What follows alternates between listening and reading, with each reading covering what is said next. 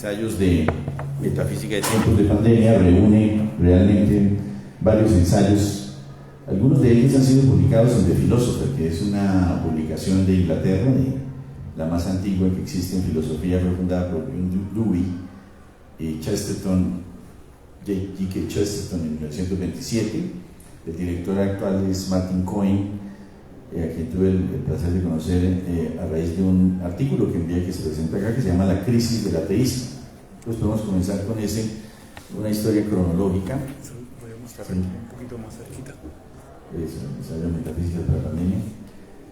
Entonces, la crisis del ateísmo plantea una pregunta que de hecho es la que articula todo el libro, y es: ¿cómo es posible de hablar de los temas básicos del cristianismo, como es la defensa de los desamparados, como es el trabajar por un mundo de amor, de paz, de sinceridad? ¿Cómo es posible todo esto en una era secular? Incluso cuando podemos ver que incluso dentro de la misma religión tal proyecto ha tenido nefastas consecuencias a lo largo de la historia de la Iglesia. Entonces, ¿qué es lo que podemos rescatar nosotros de la religión cristiana, que combina con el ideal moderno de la sociedad humanista? Y encuentro desde luego que es en el terreno de la ética, y desde luego el problema de Dios. Por eso se llama la crisis del ateísmo, porque el ateísmo, digamos, en su manera tradicional presuponía una idea de Dios que era la idea dogmática que daba la Iglesia Católica, o la idea dogmática que dan, por ejemplo, los sufis o los imanes, es decir, las religiones musulmanas tienen su propia definición según ciertos expertos, etc. Pero comenzamos a ver que la historia de la religión es precisamente una constante renovación del concepto de Dios. El concepto de Dios se replantea con cada secta que nace, con cada cisma que ocurre dentro de la Iglesia, pero también con la historia. Es decir, Dios es un concepto maleable, ¿sí? Que no podemos, que podemos acomodar de una manera incluso a veces increíble, ¿no? Por ejemplo, Nietzsche decía: Dios ha muerto, pues San Pablo ya lo había dicho, ¿no? Dios murió por nosotros, Jesús murió por nosotros, Cristo murió por nosotros. Algún lector me escribió en Inglaterra que San Pablo no hablaba de Dios sino de Cristo, pero lo llama Hijo de Dios. Bueno, eso ya es un problema teológico, pero el punto es ver cómo el concepto de Dios ha variado y se ha adaptado, realmente se adapta a la mentalidad de cada intérprete. Esto se remonta desde luego a mi primera novela, que es Nuevas tardes en Manhattan, que yo escribí en el año 1998 en Portugal, y que se publicó en el año 2001 en Barcelona por la editorial La Bougainville, y fue publicado precisamente porque en esa novela se hablaba de el protagonista soñaba que iba a haber una hecatombe en Nueva York. Como esto se publicó en el 2000 y la hecatombe lo hubo en el 2001, entonces en Barcelona se interesaron. Pero lo interesante de esa digo siempre película, porque estoy contigo y siempre he pensado que esto se lleva al cine, pero lo interesante de esa novela es que uno de los personajes, el personaje principal, que es Mario Suárez, él se dedica a tocar en guitarra en el metro de Nueva York, y mientras tanto se dedica a estudiar teología, y él dice que lo que quiere es definir a Dios. La misma inquietud de la crisis del ateísmo, es decir, ¿quién es Dios o qué es Dios? Y comienza la indagación teológica, y para eso se va me voy al siglo segundo, después siglo tercero después de Cristo, cuando ocurrieron las invasiones bárbaras en Roma, a un personaje que se llama Ulfilas. Ulfilas fue el que tradujo la Biblia al teutón, mejor dicho, el idioma alemán, el proto-alemán. Él mismo lo creó los símbolos, creó la gramática, y no solo eso, sino que lo tradujo. Fue una labor monumental. No solo hizo la gramática, sino además la aplicó a una traducción de la Biblia. Y lo curioso es que Saturnino, que era el rey de los que estaban invadiendo esa parte de Italia, le pidió que definiera a Dios. Eso es lo que nos consigna a nosotros Edward Gibbon en su History of the Decline and Fall of the Roman Empire, y otros historias, y él se basa desde luego en varias fuentes de ese entonces que yo tuve la oportunidad de revisar en la biblioteca, después en la biblioteca de Manchester, y lo que uno nota es que no se sabe cuál fue la definición que le dio de Dios, pero ciertamente él le dio la libertad a los cristianos, no los masacró, que era el temor que se tenía, sino que se fueron a lo que es hoy Anatolia. Y pudieron sobrevivir, es decir, la cuestión es, ¿qué fue Dios? Entonces obviamente ahí yo recurro a mi imaginación y Ulfila es un personaje que tiene que definir a Dios y no sabe qué decir. Y finalmente cuando se acerca, lo que hace es colocar unas figuras, unas palabras en la arena y mirar que no solo las palabras cuentan, sino todo el alrededor de la arena, lo que deja alrededor de la arena. Es decir, y a través de esos símbolos, él le da la respuesta a Saturnino de que Dios es un concepto maleable como es el pensamiento humano. Entonces, eso se retoma desde luego en la crisis del ateísmo, en donde vemos cómo el problema de Dios, y ese es el problema del ateísmo, es que están pasando unas carretas de pan, por eso el ruido, pero ya se van. El problema es que uno tiene que definir a Dios para criticarlo. Por ejemplo, pensemos en Richard Dawkins, que tuvo aquí un debate interesante con el padre Gerardo Remolina, que entre otras cosas me escribió personalmente, tengo un correo agradeciéndome por mis escritos, porque pues, él fue profesor mío, y me dijo que él había leído mi obra antes de hablar con Dawkins, y curiosamente le dijo lo mismo que les estoy argumentando a Dawkins en las sesiones famosas que tuve en la Javeriana, que la religión era un sistema simbólico, no un sistema axiomático como son las ciencias. Obviamente Dawkins estaba alterado porque, bueno, por los símbolos de qué quería saber exactamente. Y es que ese es precisamente lo que Dios es, un símbolo que se adapta a la interpretación de cada uno. Pero avanzando más allá en este libro de los ensayos metafísicos de pandemia, en tiempos de pandemia es porque el primer artículo fue comisionado por la Academia de la Historia, ya hablaré de eso más tarde, pero avanzando sobre esta línea de pensamiento, el punto es que el ateísmo lo vine a conocer yo en la India como una religión. Los hindúes, que son unas personas muy avanzadas teológicamente, siempre mucho más que nosotros, fíjense que respetaban a los animales cuando se burlaban de ellos en el siglo XIX, porque respetaban las ratas y los monos, y ahora son los gurús porque realmente sabían que había que convivir con los animales, y para ellos los animales son dioses y tienen sus derivaciones, que hasta los insectos son dioses, ¿no?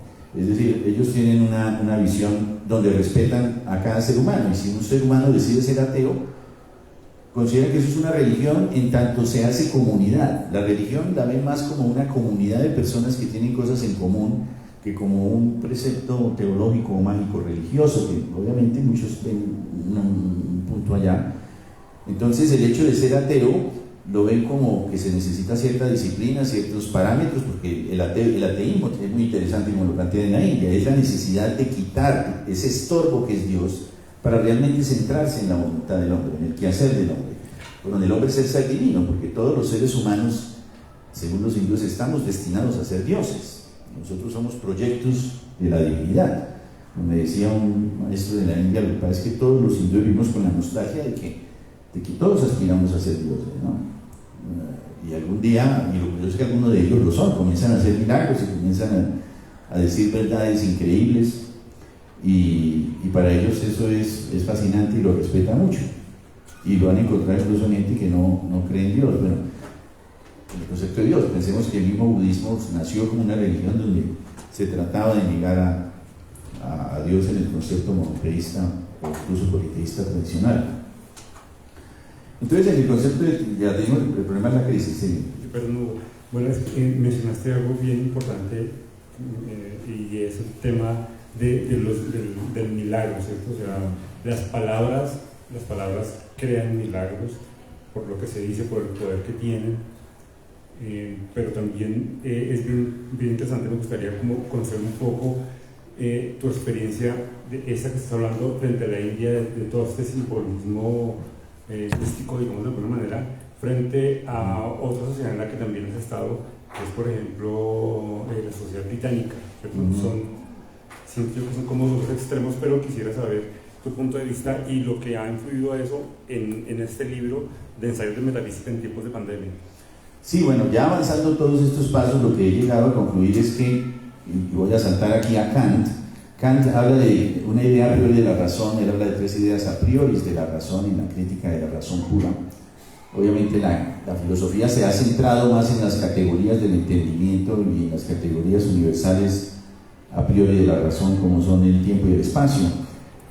Y los tres conceptos universales los ha dejado, digamos, para las clases de filosofía. Yo tuve un seminario en la Universidad Javeriana que comencé un doctorado precisamente sobre el tema.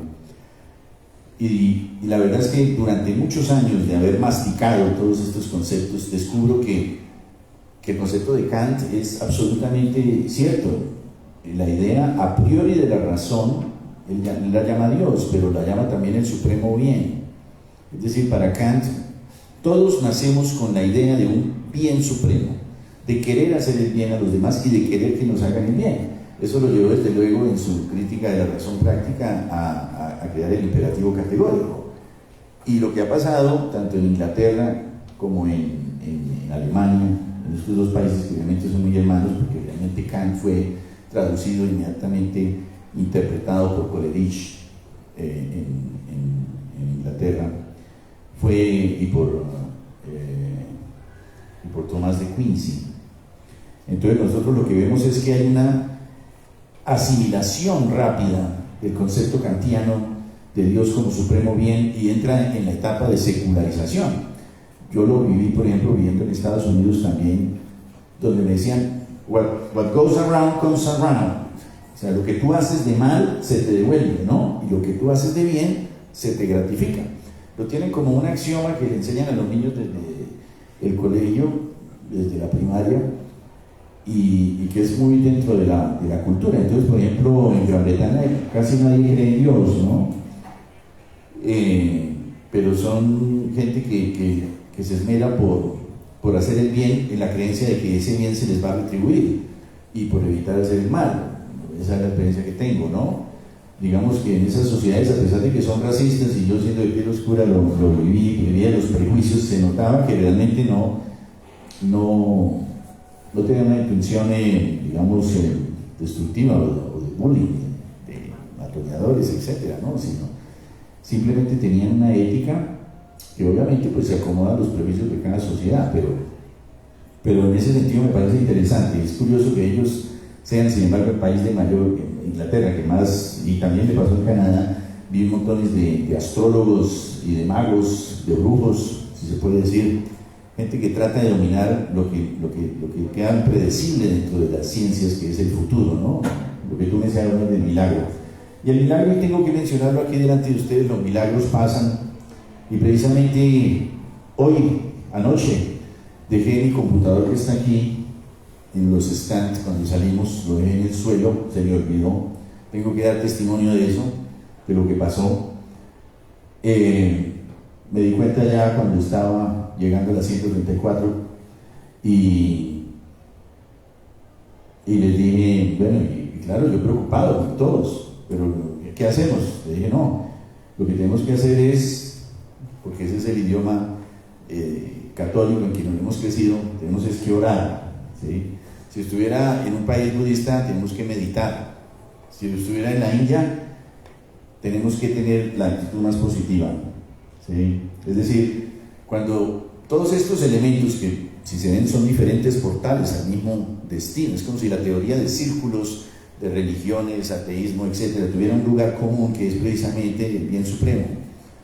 Ese bien supremo que los nazis también, por ejemplo, lo identificaron como la voluntad, siguiendo a Nietzsche, que realmente copió el concepto de la voluntad o lo modificó de Schopenhauer, y Schopenhauer, como sabíamos, había estudiado el sánscrito para aprender todos estos conceptos hindúes. El mundo como representación y voluntad, Die Welt als Wille und Vorstellung, es un libro que lo que hace es sintetizar todo el conocimiento hindú, de los hindúes. Es que los hindúes tienen mucho que enseñar. Por ejemplo, dicen que la gente que llega allá cambia de religión, etc. Y es por cosas muy elementales que Hermann Hesse, por ejemplo, escribía, cuando él escribió sus libros, digamos, que se llaman espirituales, Siddhartha, el lobo estepario, le escribían diciendo que él era un gurú, que era un sabio, y él respondió a una muchacha, a un estudiante, ¿no? Le dijo: eso no es cierto, yo lo único que hice fue leer el Mahabharata y el Ramayana. Todo lo que yo estoy diciendo está en ese libro, ¿sí? Por ejemplo, en el Mahabharata dice Shiva: todos me adoran, todos aquellos que adoran a Dios me adoran, porque sea el Dios X o el Dios Y, lo importante no es el Dios, lo importante Shiva es el dios es uno de los dioses mayores de los hindúes, el protodios, ¿no? Bueno, algunos dicen que Vishnu, depende de la región, ¿no? Pero digamos, aparte de toda la cultura que nos dejó escrita en el sánscrito, digamos, es Shiva, ¿no? Y Shiva dice que todos los que se dedican a adorar a una divinidad me adoran. Pero cuando se habla de divinidad, se habla precisamente de lo que yo hablo, el bien supremo. No es un Dios encarnado, es una idea, un ideal. Siempre es un ideal que siempre va a ser necesariamente extrahumano. Es decir, un Dios de carne y hueso, un Dios vivo, es detestable para los hindúes. Obviamente ellos tienen sus gurús, pero ellos no pueden aceptar que una persona todavía, mientras esté viva, se llame Dios o se haga llamar Dios. ¿Por qué? Porque un ser humano está expuesto al ridículo, está expuesto a los defectos, y como lo dice el mismo Mahabharata, está expuesto también al lado perverso, es decir, a hacer cosas perversas, así sean dioses, porque la vida puede presentar esas ocasiones. Pero bueno, todos estos conceptos, lo que quiero decir es que más allá de todos estos discursos teológicos está el bien supremo como elemento en que coincide Kant, en que coincide la religión católica, en que coinciden las religiones de Asia, etcétera, en que coincide también el mundo secular en que vivimos hoy en día. Si uno mira, por ejemplo, todos los políticos, lo que presuponen en su discurso es que ellos quieren el bien común y que la gente desea el bien común. Es decir, así lo neguemos, es el campo en el cual todos nos movemos, en el cual todos podemos encontrar la fraternidad. Me gusta el cuento de las 1001 noches, en que aparece un rey que manda a un judío, a un cristiano y a un musulmán a que le expliquen quién es el de la verdadera religión, ¿no? Y en este caso el que le dice la verdad es el judío, ¿no? El judío le dice: no, lo que pasa, gran califa, es que había un padre que tenía 3 hijos y vivía en un gran palacio, y a cada hijo le dio un ala del palacio.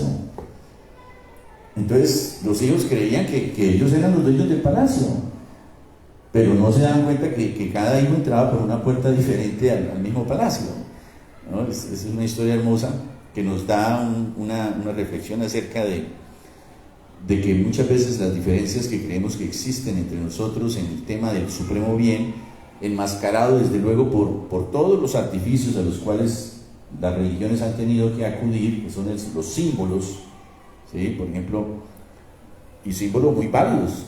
Uno lee la historia de Buda, uno lee la historia de Sócrates, por ejemplo, y la historia de Jesús. Son tres pilares del bien común, de gente que deseó el bien común, que se sacrificó por el bien común. En el caso de Buda, pues no se sacrificó, se podría decir, pero sacrificó su bienestar, su poder por dedicarse a la búsqueda del bien común en las buenas intenciones de los demás.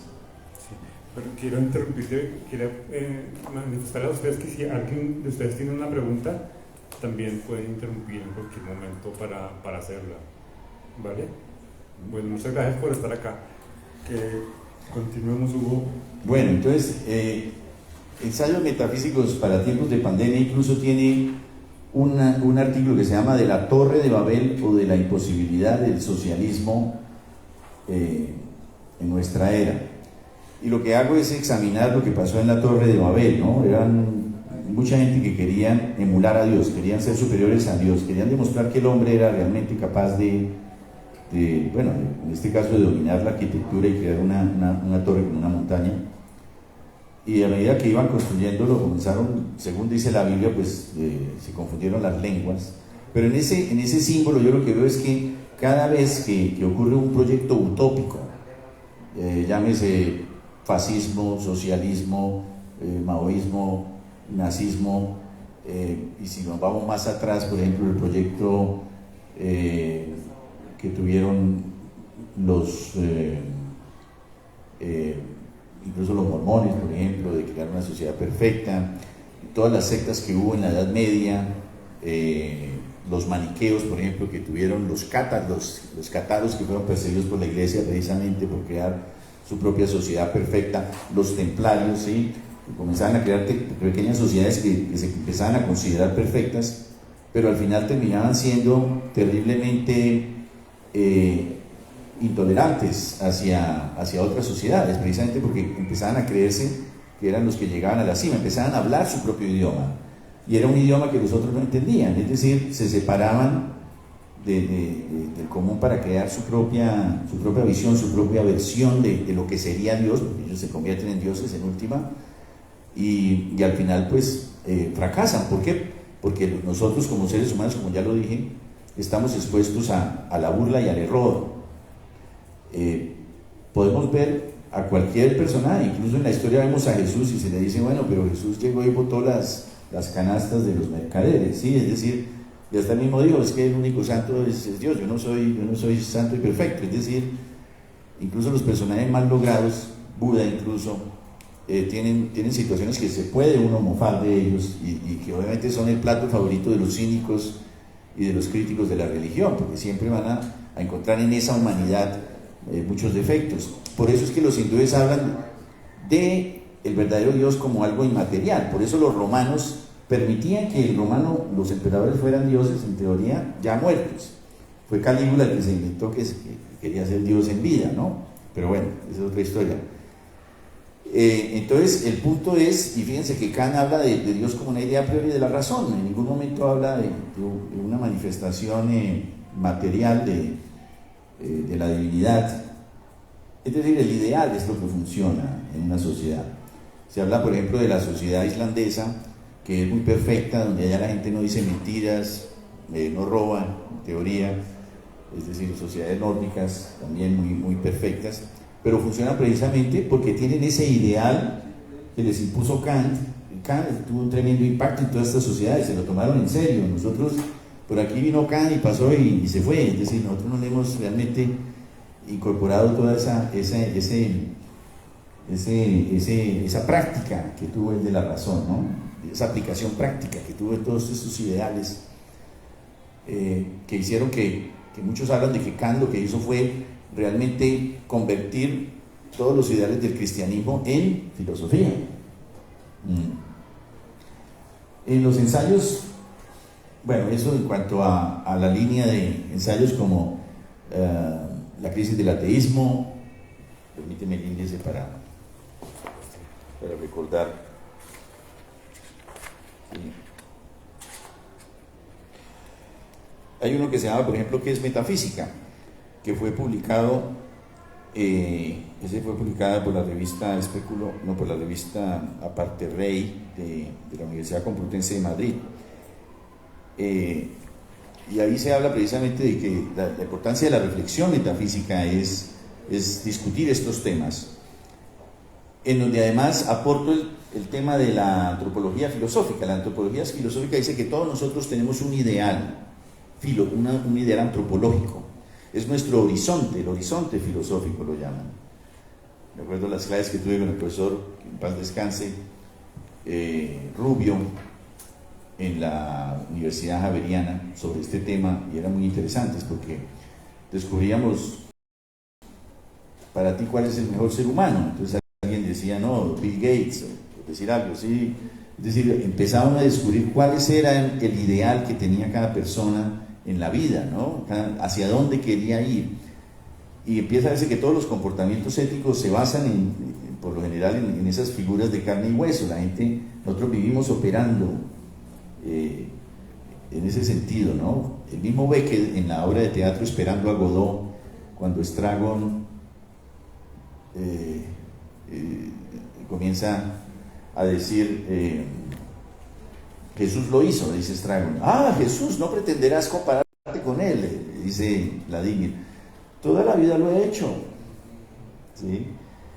Y es el sentido que ciertamente ciertos lectores de la literatura, no estoy hablando de la religión, pero en la literatura, cuando uno lee, yo he leído muchos libros, desde luego, de toda la literatura universal, y yo no sé si es por la educación católica que tuve, pero a pesar de que tuve mi crisis de ateísmo, yo fui ateo, no he podido encontrar, digamos, una figura más ideal y práctica en sus hechos de vida, digamos, como lo fue Jesús, por muchos factores, ¿no? Era un imperio, había esclavitud, etcétera, y él todo eso se lo pasó por delante y no se puso a discutirlo filosóficamente, sino a practicarlo mediante servir a los demás, etcétera. Bueno, pero esos son ideales. Se podría hablar de Buda también, por ejemplo, o de Sócrates. Hablemos de Sócrates, que también es uno de los grandes modelos que yo tengo admirados, y Sócrates hizo prácticamente un cuestionamiento de lo que es la vida, de lo que son los prejuicios sociales.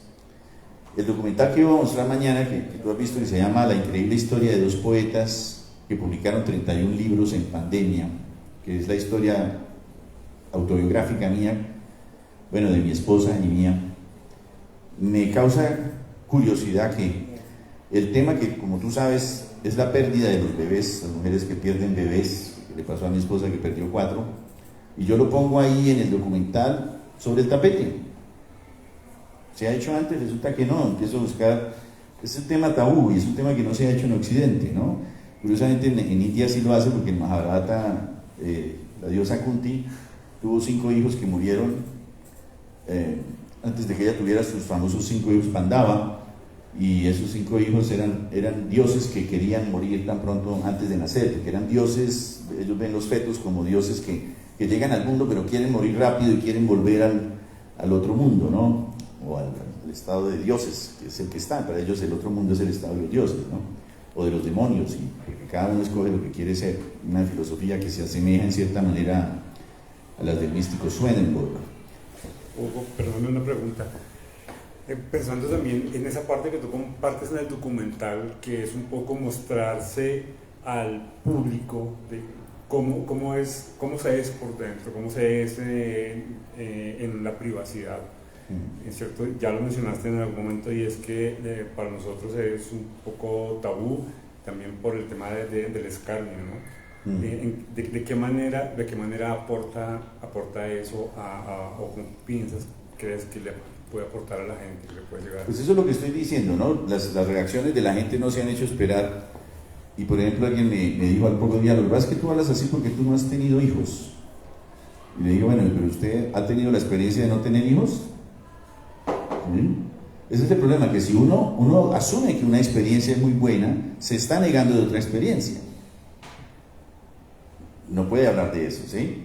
Pues es decir, para mí es tan válido una familia que tiene hijos como una familia que no tiene hijos y tiene un perrito, como es el caso de mi familia, ¿sí? Yo no veo ninguna diferencia, porque todos somos seres dentro de la sociedad, pero me doy cuenta que en esta sociedad, en la colombiana, hay la tendencia a ver que si uno no tiene hijos, uno es menos, si la familia no tiene hijos, es menos que lo otro. Me di cuenta. Es decir, me estoy dando cuenta de que en cierta manera ese documental está rompiendo un prejuicio social. Bueno, pero doy ese ejemplo porque Sócrates lo que hizo en la antigua Atenas fue lo mismo, ¿no? Empezar a cuestionar que los políticos, que eran los que tenían el poder, bueno, pero ¿usted qué sabe de justicia? Y comenzaban a hablar y él los refutaba. Entonces imagínate la furia de un político, por ejemplo, que tome a un presidente y le demuestre que no sabe nada de justicia. Es decir, eso era lo que hacía Sócrates, y se iba con los jueces, y después se iba también con los maestros, por ejemplo, de la educación, porque es que se metió fue con los gurús de la educación, que eran los sofistas, ¿sí? Que hoy en día han sido muy rescatados, pero eran gente que cobraba, o sea, vivía de enseñar. y también él lo refutó y se granjeó la enemistad de ellos. Yo que he trabajado en 11 ciudades, en 11 universidades alrededor del mundo, en esas 11 universidades me he ganado problemas, porque en todos lados siempre voy a cuestionar las cosas que me parece que se deben cuestionar, así como uno puede pensar que alguien es menos que alguien más, ¿sí? Doy por ejemplo en el mundo del cine, hablemos de eso, ¿no? En el mundo del cine yo encuentro estudiantes que se drogan y que son muy creativos, y otros que no se drogan, son juiciosos, tienen gafas de todo, hacen las tareas, pero no son muy creativos, ¿no? Entonces, para mí como profesor, pues a mí me parece más interesante el trabajo del creativo que del juicioso. ¿Y tú crees que hay alguna unión entre estos dos? Pues lo que pasa es que me lo digo a mí. El uso de las drogas o sea, no se puede llegar a la creatividad. ¿Sí? No necesariamente, puede ser sí con o sí no. Por ejemplo, Fellini decía que él probó el LSD, que cómo le pareció, y dijo, no, a mí yo no me encontré nada especial, porque para mí era lo mismo que escribir un guión de película, es decir, lo veía pero en pintura, lo que yo escribo en mi imaginación, ¿sí? Yo creo que los caminos de la inspiración son muchos. También hay gente juiciosa. Yo creo que como estudiante es muy juicioso, pero también se puede ser creativo. Yo no estoy diciendo que haya categorías indivisibles, ¿sí? Pero sí son prejuicios de la sociedad, y veía que en las facultades ciertamente los estudiantes más obedientes son los más apreciados, y los rebeldes pues terminan a veces trágicamente. La rebeldía creo que ya en la educación se cuestiona precisamente como algo que debe ser también respetado, porque entre otras cosas el rebelde siempre está mostrando los defectos de la clase. Como decía Oscar Wilde, uno siempre debe ponerle atención a los enemigos, porque los enemigos son los que más lo examinan a uno y más le encuentran exactamente cuál es el problema que uno tiene, ¿no? Entonces, pero para terminar la idea anterior que estaba diciendo, básicamente se trata, con Sócrates lo que se trató de hacer fue de replantear ciertos prejuicios que se crean en cada sociedad casi invisiblemente, ¿no? Aquí, por ejemplo, se cuestionan algunos elementos.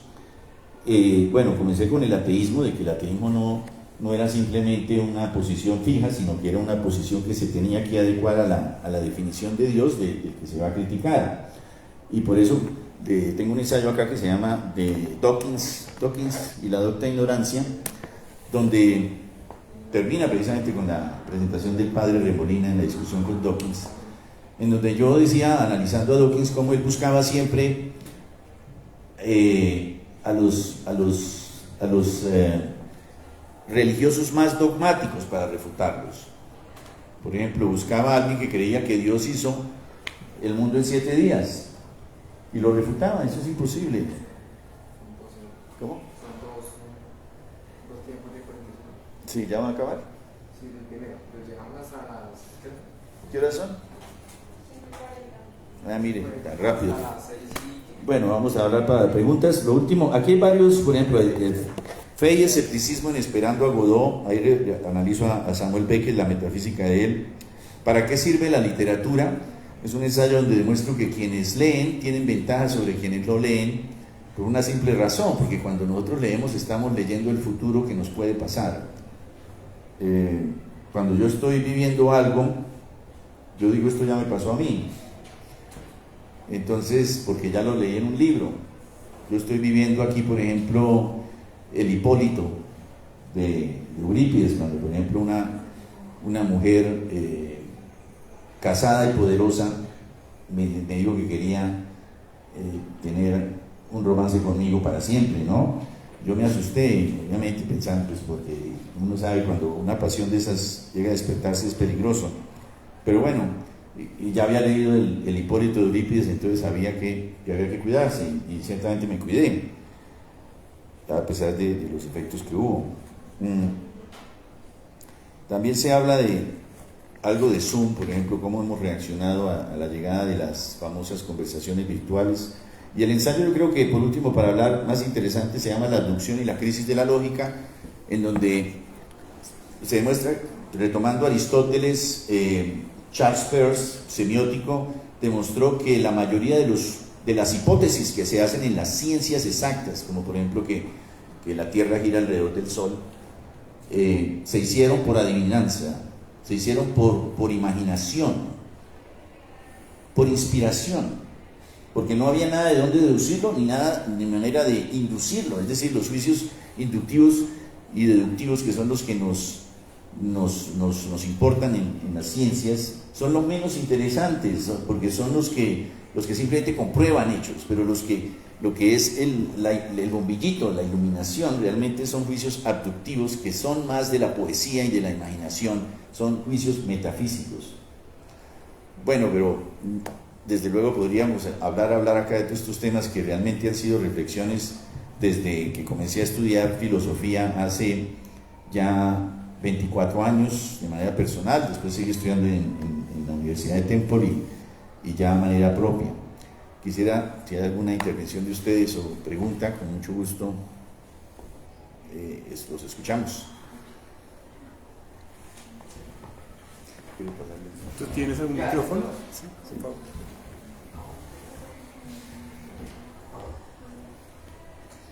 Yo sigue.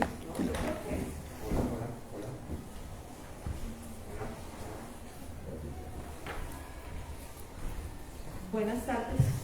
La pregunta es sencilla con respecto a ese fondo metafísico. ¿Es posible que esa metafísica sea coincidente? El caso, por ejemplo, de la era axial, cómo coinciden Sócrates, Confucio y otros en búsqueda pues también de un conocimiento filosófico. Sí, ciertamente, yo creo que lo has dicho. Se podría ilustrar de esa manera la idea de Kant, de que como a priori es antes de la razón, nosotros nacemos con esta intención de hacer el bien y de ser buenos. De ahí la tesis de Locke, de que nosotros realmente nacemos buenos y es la sociedad la que nos corrompe. Interesante, sí, se podría hacer una tesis bien interesante cogiendo a Confucio, a Sócrates, a Buda, a Jesucristo, para demostrar, e incluso algún sabio hindú reciente, ¿no? Tiruvalluvar, por ejemplo, el poeta Tiruvalluvar, muy interesante, y que tiene todos estos conceptos que al final de cuentas son los mismos, ¿no? Bien. Mientras tanto, yo quería hacerte una pregunta un poco más bien terrenal, y es que en algún momento tú hablas acá del uso del tapabocas, o sea, cómo llega el uso del tapabocas a estar incluido aquí dentro de estos ensayos. Bueno, precisamente por lo que yo he hablado de que las sociedades son prejuiciosas, yo lo que abogo es porque cada ser humano debe crear sus propios valores, sus propias creencias, no dejarse llevar por la sociedad. Y a veces me decían que yo era raro, porque yo siempre tuve esa certeza y hacía cosas que la gente no hacía, y eso me pasó cuando comenzó la pandemia. Mientras salieron todos, en el primer ensayo hablo de esa experiencia, salieron todos a decir que, primero, que el tapabocas no se debía usar, que eso se debía guardar para la gente cuando se enfermaba, ¿sí? Pues yo no hice caso, porque por lógica ya había sabido que si ustedes miran los famosos máscaras de cuerpo que se ponían los doctores medievales, que es otra cosa sino mantener a 2 metros a la otra persona y usar una mascarilla, pues ellos no entendían, pero encontraban que había cierta práctica en esas máscaras que no permitían el contacto directo con los enfermos. Entonces yo simplemente me puse el tapabocas antes de que llegara la pandemia aquí a Cartagena. Yo tuve que viajar a Cartagena precisamente como para académico cuando explotó en Cartagena ese barco que trajeron que lo permitieron atracar ahí en Cartagena, y que estaba con gente enferma y que rápidamente se expandió en los taxis, y yo estaba en eso cogiendo el taxi y yo era con tapabocas, pero yo era el único, y había gente que me miraba feo, parecía que me fuera a pegar porque no era lo que decían los medios. Y oh sorpresa, cuando comenzó la pandemia, entonces ya no, sí, todos tienen que usar tapabocas, y ahora mismo estamos usando tapabocas. Entonces, esto es un ejemplo de cómo uno debe crear sus propios criterios, sus propias investigaciones, ¿no? ¿Alguien más tiene alguna otra pregunta? Bueno, mientras tanto les queremos decir que este libro del cual ha estado hablando Hugo, que se llama Ensayos de Metafísica para Tiempos de Pandemia, se encuentra aquí en la Feria del Libro. Hugo viene desde Santander. Hugo en este momento está residiendo en Santander. Él tuvo una larga temporada aquí en Bogotá, pero ahora está residiendo en Santander. Y pues estos libros aquí por ahora es difícil encontrarlos, así que los pueden encontrar en el stand, en el pabellón 6, en el stand 136, sí. En el stand 136. Aquí tenemos 3 copias. Este libro vale 70.000 pesos acá, pero además si ustedes quieren descargarlo de Amazon, está en Amazon también en directo, y el Kindle solo vale $3, es decir, 11.000 pesos, 11.500. Entonces están invitados a adquirirlo y a leerlo. Esa es la idea de ahora con toda esta tecnología, poner los libros a disposición de todo el mundo, y quien pueda pues comprar el físico pues con mucho gusto. Podemos hacer un pequeño descanso para charlar y después pasaremos a hablar aquí mismo, hablar de esta novela de vampiros en el siglo XIX en Santander que se llama Andes Gótica. Gracias. Hagamos un descanso de 5 minutos y mientras tanto miramos a ver quién Listo. está aquí. Muchas gracias. A ver, comentarios.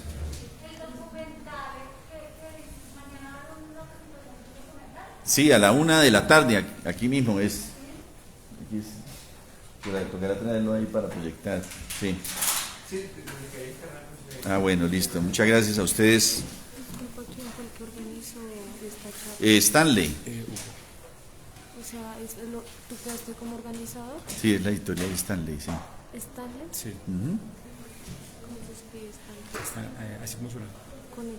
Bueno, nos vemos pronto en Andes Gótica.